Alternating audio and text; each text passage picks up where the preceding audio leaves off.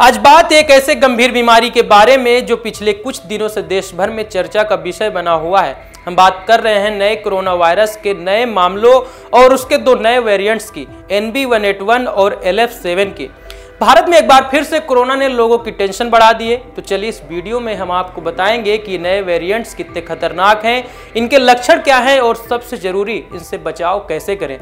नमस्ते, मेरा नाम प्रिंस और आप देख रहे हैं इन खबर। सबसे पहले बात करते हैं आखिर ये नए वेरिएंट्स NB-181 और LF7 है क्या। एक डेटा के मुताबिक दोनों वेरिएंट्स ओमिक्रॉन के सब वेरिएंट्स हैं जो 2022 तक एक्टिव थे। इन वेरिएंट्स में कोरोना वायरस के स्पाइक प्रोटीन में कई बदलाव देखे जा रहे हैं, जिसके कारण ये एक व्यक्ति से दूसरे में आसानी से फैल सकते हैं, यानी इनका इन्फेक्शन रिस्क काफी ज्यादा है। अप्रैल 2025 में तमिलनाडु में NB-181 का पहला मामला सामने आया था और मई 2025 में गुजरात में LF7 के 4 नए केस मिले थे। खबरों की माने तो सिर्फ भारत ही नहीं, ये variants Japan, south Korea, America और एशिया समेत 20 से ज्यादा देशों में भी पाए गए हैं। विश्व स्वास्थ्य संगठन यानी कि WHO ने इन्हें वेरिएंट्स अंडर मॉनिटरिंग यानी कि VUM की कैटेगरी में रखा है। इसका मतलब है कि इन पर अभी भी कड़ी नजर रखी जा रही है। लेकिन अच्छी खबर यह है कि अभी तक ये ज्यादा गंभीर बीमारी या मौत का कारण नहीं बना। अब सवाल यह है कि इन नए वेरिएंट्स के लक्षण क्या हो सकते हैं। WHO के मुताबिक इनके लक्षण सामान्य या सर्दी, हल्के फ्लू जैसे हो सकते हैं, जैसे कि बुखार, खांसी, गले में खराश, थकान और कुछ मामलों में सांस लेने में तकलीफ हो सकती है। लेकिन राहत की बात यह है कि अभी तक कोई ऐसा सबूत नहीं मिला कि ये वेरिएंट्स पहले के मुकाबले ज्यादा खतरनाक है।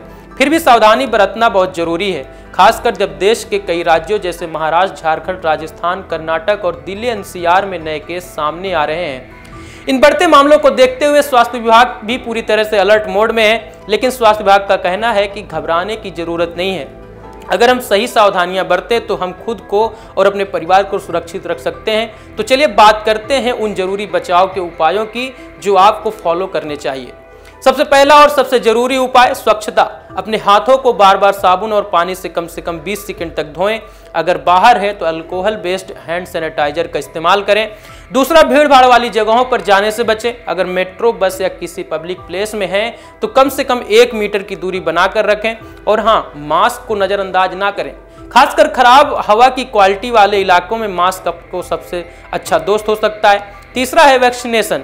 अगर आपने अभी तक कोविड-19 की वैक्सीन या बूस्टर डोज नहीं लिया है तो नजदीकी अस्पताल में जाकर इसे जरूर लें। वैक्सीन इन्फेक्शन के खतरे को कम करने और गंभीर बीमारी से बचने में बहुत कारगर साबित हो सकता है।